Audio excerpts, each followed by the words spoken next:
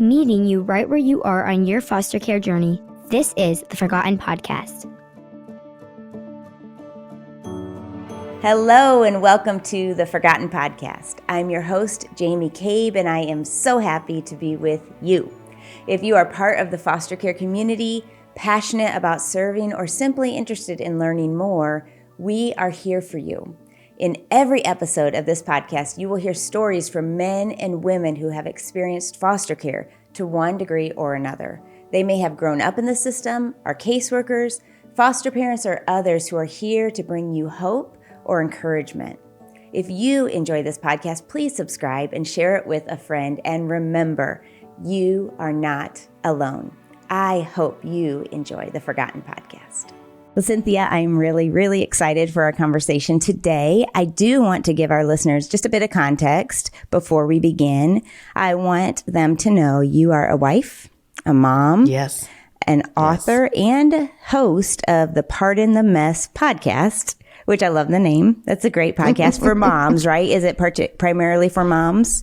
I would say primarily, but we have a pretty strong dad following. Who knew? I love it. I love it. I have been, as I've gotten to know you through my research, words that describe you are honest, fun, relatable, real, a friend to all. So I also have seen that you love Jesus, your family, your friends, and you love foster care. So Yes. I think we're going to get along just fine. I think we are going to be just fine. Yes. Well, those are sweet words to describe me. I'll take those because I'm sure there's a lot of descriptors flying around my house on any given morning with my children. I'll take the ones you chose for today. That's right. And you tell your kids. Thank you for having me. You tell your kids that those are the words to describe you. That's right. Well, thank you for having me today. I'm thrilled to be here. And I love talking about one of my very favorite subjects, always foster care. So what a treat it is to even have an opportunity to talk about it and have the experiences of it. So thank you. Awesome. Well, I want to go right to a statement that caught my eye when I was learning about you. You said you have or I don't know if you said it, but I think you said it. You have a firm commitment to never taking yourself too seriously. I loved that. I think that's so good, but I want to know, where did that come from? Was that a struggle for you before? Did you used to take yourself more seriously? Or talk more about that, because a firm commitment to never taking yourself too seriously. Yeah. I'm not sure where that comes from. No, I don't think I've ever taken myself super seriously. All I can say is I grew up in a house that was very funny and everybody laughed and we teased and made fun of each other. And I remember one time hearing that statement of sarcasm is scarcasm. And I'm like, oh no, not in my house. We live and breathe sarcasm. And so always just kind of my dad has a great sense of humor. And then, growing up, that's what I knew. But then I eventually, went to college and went to law school and I worked in a traditional downtown law firm, 45th floor, big window office, whatever. And one day I remember thinking why is everybody so serious around here? I get it. We've got cases and all this, but we're really not solving NATO issues over here. Okay. It's a law firm. Calm down, everyone. And so I think since then, I don't practice law anymore. Maybe that's a sign I needed to walk away back then. But I just think life's hard. There's a lot of stuff that we all face. Why not try to have fun and laugh where we can and be relatable? And I find that when you can be relatable and you can be laid back about things and bring some humor in, it gives you opportunities to speak into hard places in life. And so often as believers, I'm getting real deep real fast, but I love it. I find that, if we're called to be the salt and light, when we live separated and legalistic and serious, and it's real hard to do that. It's hard to be the salt and light. So my hope is just to be more laid back, have fun, but be able to really, to earn a space to speak into lives in some of the places that are hard. And so for me, that comes through humor, being laid back, those kind of things, not being too serious about myself. Yeah, that's awesome. I love it. Okay. Also, I had no idea you were in law, that you used to be. You're a very smart person. I realize this now. Gosh, no. I think I really was. I say this in all humility, and it's not shtick. I was not a very good lawyer. Now, my husband's an attorney too. We met in law school. And he beat me in every class we ever took. It was very hard on the dating relationship. And then we took the bar exam. I said, if we can survive the bar exam together, our marriage will make it for sure. We took the bar exam. By the way, I did beat him on the bar exam. Not that nobody cares. It's been 20 plus years, people. I'm still talking about it. But no, I don't think that was God's calling in my life. And so whenever people are like, ooh, a lawyer, I'm like, no, don't be impressed. I don't think I was a very good one. I mean, I did good enough, but that was not where the Lord wanted me. He had other plans for me. So yeah. Oh, I love that. That's awesome. All right. Well, let's dive into another statement. And this is not a statement that you have made. This is a statement that a lot of times in foster care, pretty much most of us, I think, who've been foster parents have heard statements such as this. And the first one is, you are such a saint for doing foster care. I could never do that. Those sorts of things. You're amazing. Yeah. You're incredible. How do you respond to statements like that? Yeah. It's interesting because I understand the statement because before I ever did it, I thought that too. Totally. I mean, I grew up in a very strong Christian home. I've seen people do mighty things for the Lord my whole life. I just thought those were different kinds of people. I thought that they were just more called or more holy or more set apart. I don't know what it was, but I felt like that was a different version of Christian than what I was. And so I actually understand that statement. That being said, when the Lord called our family into foster care, and I say that hesitantly because what does that even mean? How do you get called into foster care?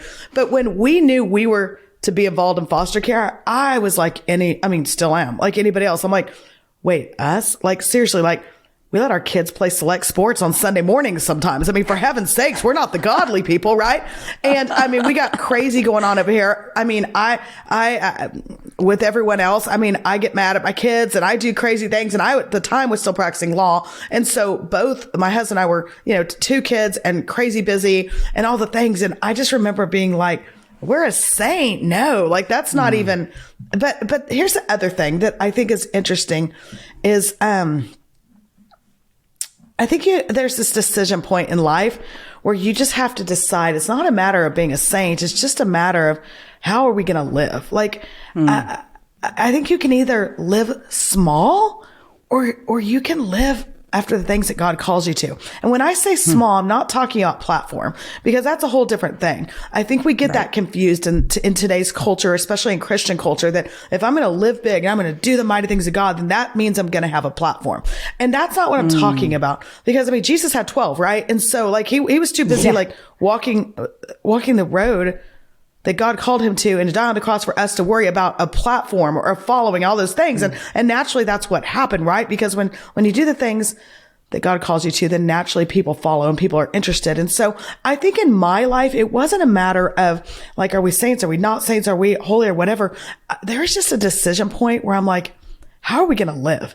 And we just weren't willing to live small anymore.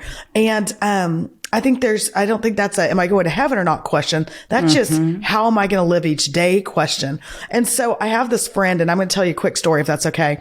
Yes. Jamie, but I have this sweet friend and he's in Secret Service and I'm going to condense the story from very long to really short, but he's in Secret Service and on 9/11, the 9/11, he was a block away from the trade centers and he that morning was with all the other Secret Service. They were in suits and they were getting ready to go out on assignment. And then the first plane hit the first trade center and they immediately knew in the Secret Service that this was a terrorist attack. And so he talks about how he and a couple of guys just instantaneously went out and just started trying to help. They got in buildings, tried to get people evacuated, all the things. And he thankfully was not in the building when the first one collapsed. And then he went back and he sees all these needs and people that are hurt and burned and injured. And he's thinking where are the firemen? And he realizes, oh, they were in that building. And so he spends his whole day just trying to makeshift, however he knows, trying to help people. He gets word that the Secret Service is reconvening that night and he goes back and imagine what he looks like, right? He spent a whole day around all this. And so his shoes are burned and his whole body is covered. He's black and, with soot and all the things and bleeding. And he gets back and he walks in this room where they had all been that morning getting ready for assignment.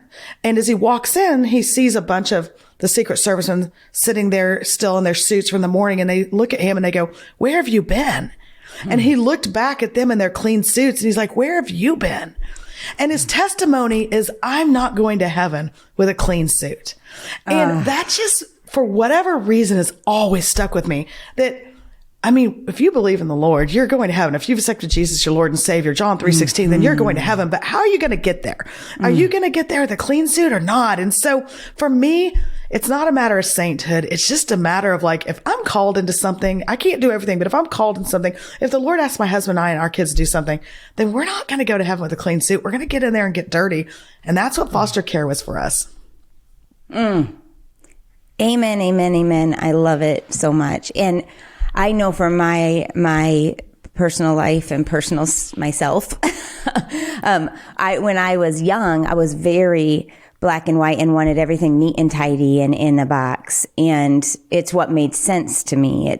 I thought when you pray, you need to be on your knees. And it wasn't even like, that's not even how my parents necessarily taught me. It was just like, I think we all like rules, right? Because it makes sense. And it's like, and God has definitely called us out of the box. And, and I have learned so much about God and felt him so near, and my whole life and perspective and everything has changed because we're not living the quote safe life, right? And I don't mean that in a derogatory way to anybody else. It's just, we're not.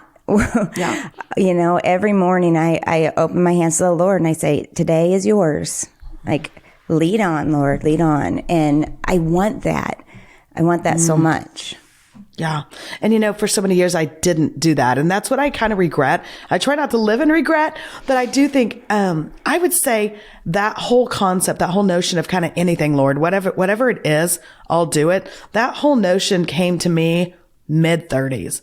And I'm like, oof, I wish I wouldn't have waited till mid-30s. Now, I mean, does the Lord redeem that stuff? Absolutely. But I don't want that for my kids. And so, just speaking that into my kids, saying, don't miss it like I did. Yeah. Again, not a matter of salvation, but really how you live each day. Right. Don't miss it. And so I love that you said that that whole willingness is, hands open, palms open, Lord, whatever it is. Yeah.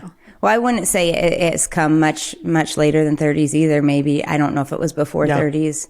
Maybe a little, maybe not. I don't know. I think in every day you get every new experience with Jesus, you grow, right? And so you get a little, those muscles get a little stronger. And yet also, I feel like also sometimes there's those new experiences that you're like, I thought I was stronger than this. Like, why is this taking me down? And Totally. again, it's not about us. And so that's why when we get our focus off the one and put it back on us, then it's not going to work very well. Okay, cool. Also, what about the saying, I could never do that, I would get too attached? That's a good one. Okay. And this is a thing. It's so funny about how the Lord works. Like, there's a million places he could call me into that I think I'd be pretty good at it. Like, I mean, I'm not great at a lot, people. I'm mediocre at best in most things. And I say that all the time because I think we live in this culture where we're raising kids that have to be the best athletes and they have to be the best students in every subject. And they have to like play the violin and speak French. And I'm like, you guys, I was the most mediocre person growing up. And I continued. I guess my parents were fine with that. They were fine in my mediocrity. I'm still mediocre. So, but all of those things to say, it's interesting when God calls you into something, how he calls you into something you're least able to do well. For me, it's this whole notion of attachment because I am not emotional. However, I cry every year when I take my kids to school on the first day. It's the weirdest thing. When I sent my son, my second one, to kindergarten, I cried so hard dropping off that the kindergarten teacher asked me to leave. She's like, I think he's better if you're gone. It's weird as can be that and my mom said, like, growing up I was that way. My dad would go on like an overnight business trip and I'd cry. Like, I have no idea why that I have this whole goodbye issue and struggle with it. So the fact that the Lord would ask our family to go into foster care is like comical because I'm like, oh gosh, of all the things you could ask me to do, I can't even send my kids to school on the first day. I cannot send a child back somewhere that we become attached to. And so, there's that whole notion of attachment. And one of the things I think that really did that maybe scared me the most about foster care was that. But I do think the Lord kind of spoke into it along the way. I mean, we're all attached to something, right? Like I'm attached to something. I'm attached to my 401k or my status or my whatever it is, my physical fitness. We're all attached to something. So if we're going to attach something, be attached to the things of God, right? And so that's where I shook out on it at some point. I'm like, okay, like, thank you, Lord, for that word. And and in being attached to the things that God gives us to be attached to, it allowed me to release other things because I only have so much capacity because I'm mediocre. And so I can't like hang on to everything, you guys. And so in that, I realized like my attachment to this child and to all that was going through with foster care, it sure let us release a whole lot of other things that the Lord never had for us to hold on tightly to. And so I think that's the great thing about it is in a culture that's telling us to hold tightly to our finances and our status and the block we live on and the right person to be married to and all these things, that no longer mattered to me. That stuff, I was like, whatever. And it was this new attachment to the things of God and specifically this child. And so, yeah, it was real for sure. It was hard. It was very hard for me. I say that I remember some of the hardest points of foster care for me were packing him up and getting him ready to leave when there'd be a court hearing the next day and they'd say, have him ready for 10. It's probably going to be that there'll be reunification, which we know. And I'm in Texas and in most places, but reunification is always, that's the goal. And so I understood that. And I remember someone saying, you knew what you're getting into. And I was like, oh, that doesn't make it any easier. Yeah, it's not helpful. But I remember packing him up and I remember walking in Target. Like I have this like flash memory of like standing in there, just like tears rolling down my face, buying everything I thought he could need for the next season, like a winter coat and bananas, the things I wasn't sure his family would be able to provide for him. And just a sense of, oh my gosh, like this is the tough stuff. But at the same time, like how differently do I know God? Yeah. And so, I mean, this has always been my overarching testimony for foster care. I always say this, but I went into foster care scared of what it would do, right, to our family. I was scared of what it might look like for my kids, what it might look my biological kids, what it might look like for my marriage, maybe our finances, what it would mean for maybe my career, all kinds of things. I mean, scared. And people I loved, Jamie, this is a thing, and I think you've probably experienced this too. People I love and respect, really strong believers that are still some of our very best friends, came and said, have you really thought this through? Like, are you sure? And my testimony has been that I went into foster care scared of what it'd do to our family. And I came out of it scared of who we'd be if we had not done it. Because you are changed people when you chase after the things of God. And you are a changed person when you go to parts of town you've never been to before. And you sit in rooms with kids and with everything they own in a trash bag. And you have your kids, your two kids, my two kids who have been in a private school that have never seen any of this kind of thing. Like it was like, wake up everyone. There's a real world out there. And we sit in there and we look at kiddos who wait for parents that may or may not show up. And I sit next to a crib in the middle of the night and cry out to God just for a child I barely know. Do something mighty here. Like, how are you not different in that? Right. So I would say, the attachment is real. But if you're going to be attached to something, be attached to the things of God. And I love that perspective. It's one, I had never heard it. I've never heard it said quite like that. And I think that is such a good perspective. And it makes so much sense. It's like, we are going to get attached and that's good. And do we trust God enough to say, you'll take care of my heart. You'll take care of my kids' heart. You'll take care of this child's heart.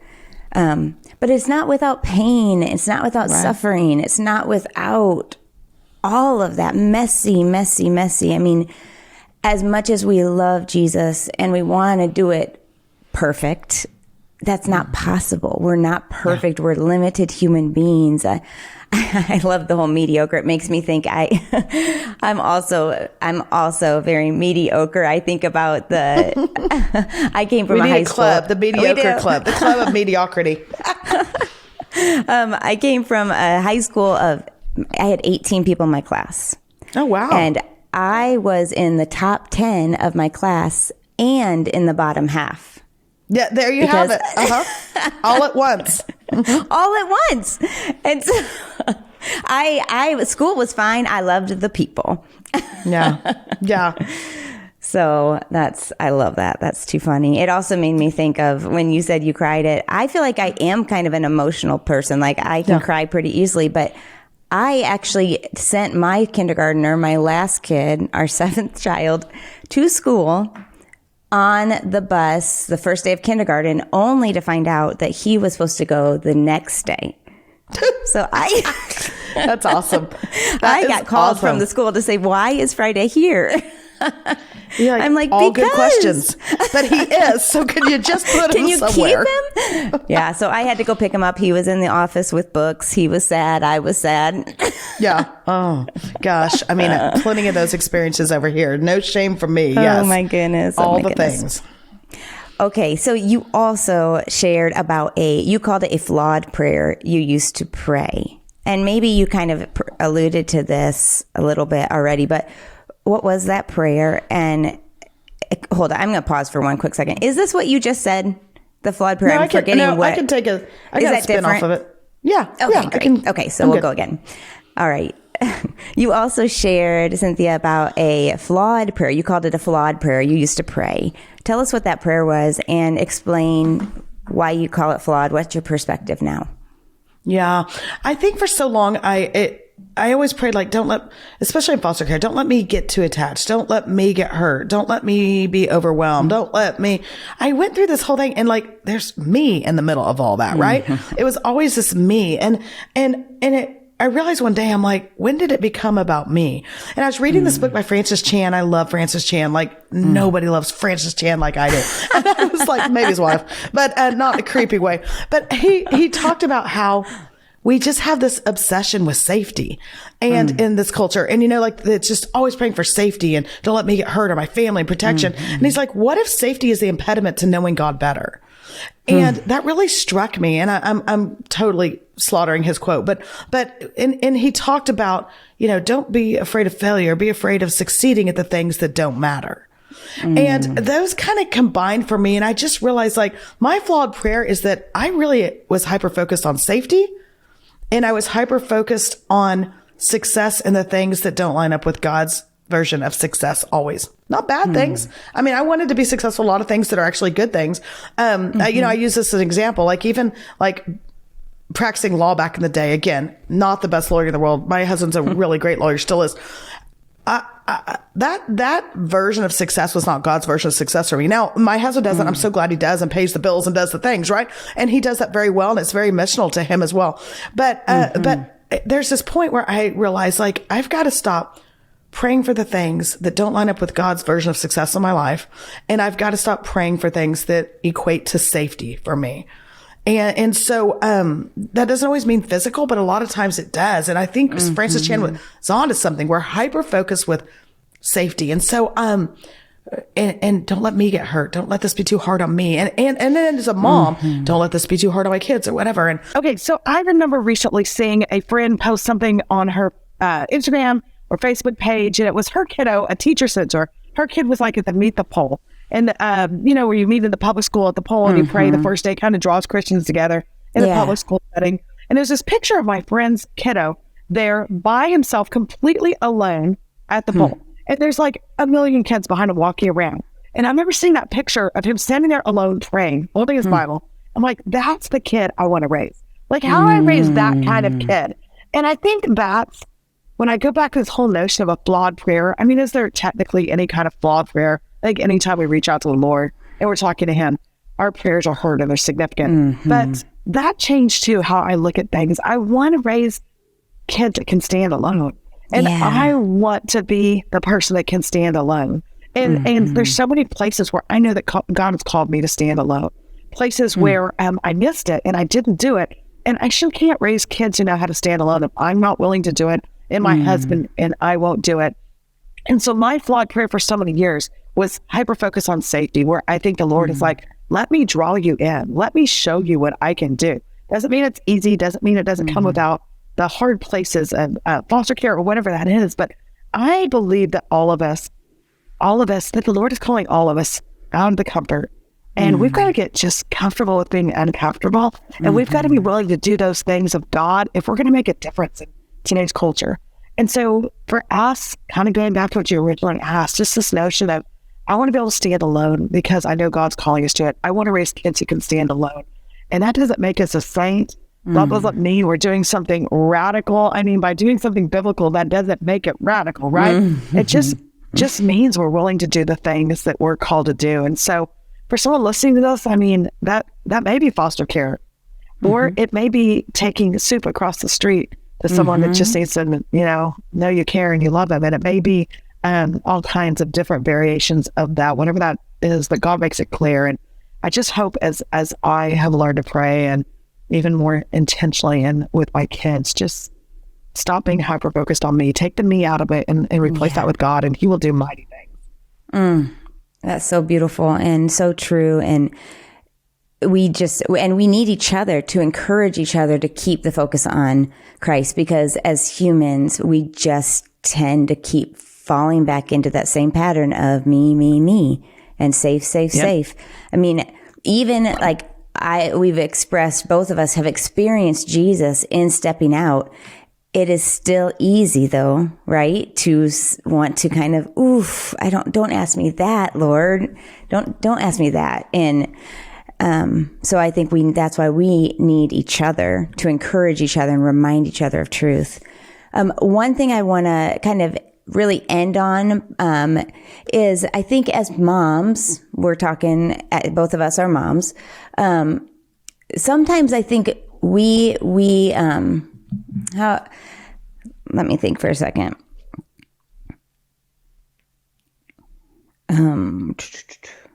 I can't think of the word I'm trying to say. Well, let me just try again. Okay. I think, Cynthia, sometimes as moms, and dads and people really, but we're both moms, we desperately want our kids, just like you're saying, we want to raise that kid. We want our kids to be able to stand alone, to be able to do the hard things, to just love Jesus so deeply. And yet sometimes I think we become, at least I have become that barrier to my kids between them and Jesus, sometimes through lies that I found myself believing. So I'll give an example. I think that I have recognized that I can fall into this lie that I am my kids' all in all, that I am what they need, everything that they need. And what that lie is really, really saying is I am God to my kids. And that's just not true. That means there are times that I am not going to be what they need. They need me to actually get out of the way. Have you found that there are lies that you found yourself kind of bumping up against as a mom that actually maybe even become a barrier to our greatest desires, that for them to even know and experience Jesus more?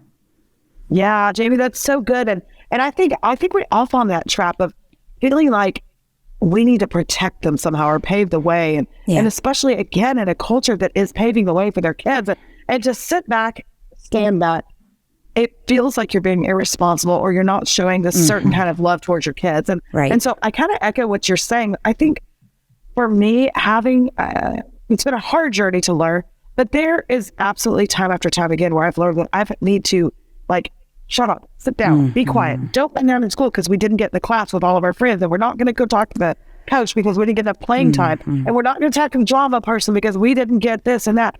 All those places. And even that, I joke about this, but the times my kids don't get involved into things, I mean, how tempted we are to throw a party that's even bigger on the same night, not invite the other kid or whatever those things are. I've never done that, but don't think, we all thought it. And I just realized that in those moments of my kids, again, learning to stand alone, in those moments of me not rescuing, in those moments of me not making the phone call, not walking down to the school, not doing all the things that seem to, I'm air quoting, seem to be the right things, the most maternal things, in those moments is where God has shown up for them. And my kids have learned more from the times they've been excluded and sat on the couch on a Friday night than they ever learned at being in the center of the group.